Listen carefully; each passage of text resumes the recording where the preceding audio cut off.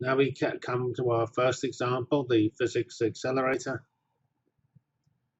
That's done in greater detail in this course. This sort of very dense page tells you everything you don't want to know about the field.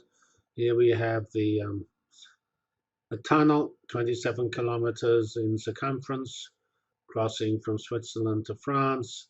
You have various experiments, the ALICE experiment, the ATLAS experiment, the LHCb experiment, and the CMS experiment. They're situated at points within this tunnel, gathering data. Each of those experiments, like this is ATLAS sitting here. Here's the ATLAS experiment. It's pretty big because here's some people. So the experimental apparatus is probably 30 feet high or something like that. And each of that experiment records events. An event is what happens when a proton hits an antiproton. It produces a huge number of particles, maybe hundreds of particles. Those particles are recorded in a variety of different detectors.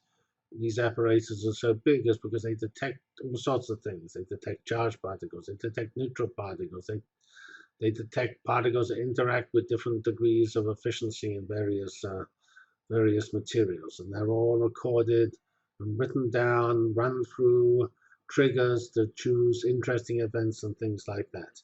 And there's some 200,000 cores, computer cores, so that's probably 30 to 50,000 computers around the world that are used continuously to analyze the data pouring out of this accelerator. So this accelerator is taken in one place, and the data is sometimes some of it's analyzed at actually at CERN, the laboratory here, but some of it is spread around. Actually, most of it is spread around the world for its analysis. Here's a this is not a picture of actually CERN. I couldn't find a pretty picture of CERN.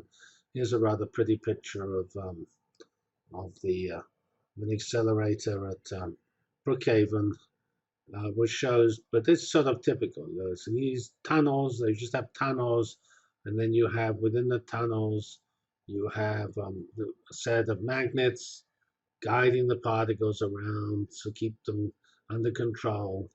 And those particles run around in vacuum, and finally you let them collide, and you look at the results of the particles colliding. So this particular machine is the relativistic heavy ion collider at Brookhaven National Laboratory in Long Island.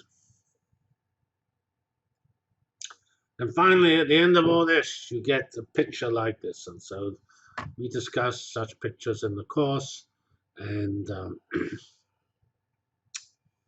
you get this bump here is the Higgs particle, and it corresponds to the fact that what you would have thought would be a smooth curve has a little bump here. You can try to remove this so-called background, and then you leave just a signal, and the signal looks more convincing, although really it actually doesn't initially look quite as convincing. This is the Higgs, a particular so-called decay mode of the Higgs to 2 photons. Now that bump actually has some historical significance to me, because this is actually a field I used to study, I no longer do in detail. And back in 1964, I was in class, and the professor actually ended up going in physics, who actually left university to enter the church. He told me that bumps like this were particles. And I thought that was pretty amazing. I'd never heard of a bump being a particle. I thought a particle was a particle, which you could see. And I found that the other lectures I was giving seemed to be rather obvious. They were telling me how water flowed and stars moved. That struck me as rather straightforward. But for bumps to be particles was so totally amazing. I entered the field that would have bumps as particles. And so I did my PhD in particle physics. And as a sort of continual note, personal note, I decided physics wasn't moving so fast as computing, so I went into the area of informatics, studying the application of computing. I was also at that time alarmed by the size and scale of physics activities. When I left physics, I was doing experiments with 30 people. And now they have 3,000 physicists at 175 institutions in 38 countries on the ATLAS experiment, and something similar for the CMS, which is the other big experiment at LHC. If you look at the glitches in big science, there was a machine called the Superconducting Super Collider, which was discussed in 1983. Its construction was started. They spent $2 billion and then they canceled it in 1993. Yeah, this was in Texas. So this field is big science, has some issues, positive and negative. As an illustration, I used to work in this field, and you can even see what happened to this field. I did this with a Nobel Prize winner, Richard Feynman, and here is the number of citations per year from Google Scholar. I wrote it in 78. Well, Feynman field and myself wrote it in 78. Then we have an increase in number of citations, and then we see actually around 2000 an increase in the number of citations. And that's because as the new accelerators came along, this type of work became more important and was growing interest in it. There was a rather quiet period from the mid-80s to the mid-90s when not much was happening. And that's also seen even more dramatically with this paper I wrote with Stephen Wolfram, who at that time was a student at Caltech, which shows how that was hardly referenced at all when it first came out. This is the number of citations per year, peak of 101. That occurred actually in around 2005, which was whatever it is. It's 27 years after we actually wrote the paper.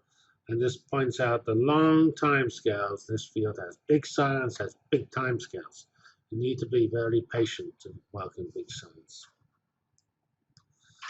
This picture here illustrates what you have to do. I told you there were, whatever it was, 3,000 physicists on ATLAS. Well, here is I think the first paper that announced the discovery of the Higgs boson. And when you have papers, you have authors at the front of the paper. And here we have the authors of ATLAS. Actually, we just have a few of the authors of ATLAS. We have the author beginning with A, and we have at the bottom we have BA, and we haven't got to C through Z. So the list of authors runs on for page after page after page. It seems to be 29 pages, this article. I hate to think how many of those pages are the authors. So this is big science again.